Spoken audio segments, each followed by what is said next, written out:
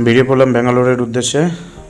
গাড়ি চলে এসছে, এই যে ব্যাগটা রাখলাম, একটু রিল্যাক্স হয়নি।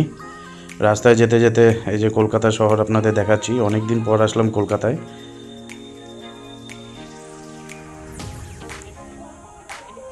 চলে আসলাম এয়ারপোর্ট। এখন বাজে সকাল 7টা। ফ্লাইট আমাদের ডিলে হয়ে গেছে, তাই ওয়েট করছি। এই যে এখান থেকে বসে দেখছি বাইরে সব ফ্লাইট যাচ্ছে। 1-1.5 ঘন্টা লেট আমাদের ফ্লাইট। এখন চলে গেলাম বাসে করে যাচ্ছি ফ্লাইটে। এই যে ফ্লাইটের সামনে চলে আসলাম, উঠে গেছি ফ্লাইটে। প্লেন ছেড়ে দিল, এখন উড়ে চলেছি ব্যাঙ্গালোরের উদ্দেশ্যে। উপর থেকে দেখানো এই যে কলকাতা শহর। এখন প্রায় চলে এসেছি ব্যাঙ্গালোরের কাছাকাছি, ল্যান্ড করছি। গ্রিন সিটি অফ ইন্ডিয়াতে ল্যান্ড করতে চলেছি আমরা।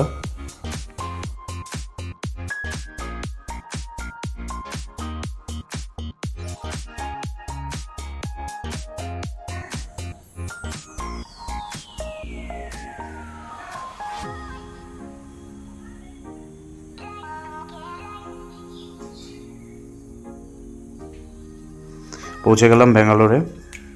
এখন খুব খিদে পেয়ে গেছে, তাই একটু খাওয়া দাওয়া করে তারপরে বেরোবো। চলে এসছে মশলা ধোসা, এই যে কত বড়, খেয়ে তো পেট ভরে যাবে। লাঞ্চ সেরে এখন হোটেলের দিকে আমরা রওনা দিয়ে দিলাম। এই যে সব জায়গায় কানাড়া ভাষায় লেখা রয়েছে, দেখতেই পাচ্ছেন। পৌঁছে গেলাম হোটেলে। এই যে হোটেলের রুম, ডাবল বেডরুম দেওয়া হয়েছে, আর এটা হচ্ছে বাথরুম। এই যে স্নান ফান সেরে ফ্রেশ হয়ে নিলাম। এখন যাব পাশের রুমে। এই যে কৌস্তব আর মন্দার শুয়ে রয়েছে। ব্যাঙ্গালোরে আমাদের 2 দিনের প্রোগ্রাম রয়েছে। কাজবাজ ছেড়ে আমরা রওনা দিয়ে দিলাম আবার কলকাতার উদ্দেশ্যে।